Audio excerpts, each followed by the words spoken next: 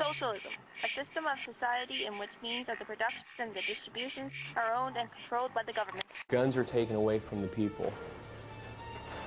It eliminates any chance, even a remote possibility, of an armed revolt should a dictatorial government arise, such as was the case in Nazi Germany. Washington, D.C., where guns have been outlawed, it has one of the highest crime rates in the country, and people still illegally get guns. So criminals are always going to somehow get hold of guns. The only people that would be affected by a tightening of gun control laws or a crackdown are the honest people who aren't a problem. I have said consistently that I believe the Second Amendment is an individual right.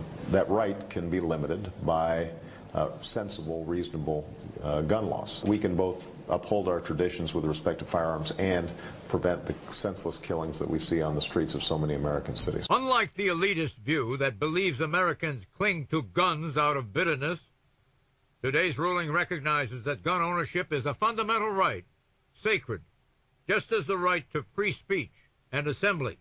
If that right is ever being threatened, that people should be vigilant and to take a stand and to defend that right, because that would be the final sign that our rights and freedoms are about to be taken from us. Everyone agrees that crime is a serious problem today. The nightly newscast detailed the horrors. Yet every major study has found that criminals would get guns regardless of the legal barriers.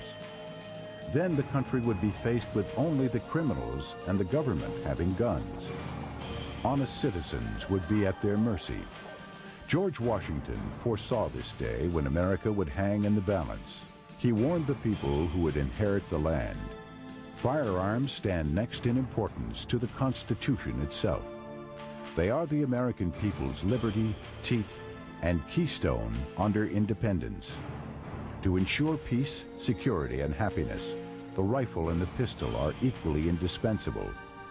The very atmosphere of firearms everywhere restrains evil interference. Guns are legendary, and typically people want like them, anti-immigrant sentiment or anti-trade sentiment, and a way to explain their frustrations. Obama said after this ruling came down that he agreed with the Supreme Court. He is trying to neutralize the gun issue because of his past statement about, well, rednecks in America that cling to their guns. Back in February, he agreed with the handgun ban in Washington, D.C. He said he thought it was a great idea. Leads me to believe, based on Obama's past flip-flops, that if the Supreme Court had come the other way on the gun ban, 5-4 in the other direction, he would have agreed with that too.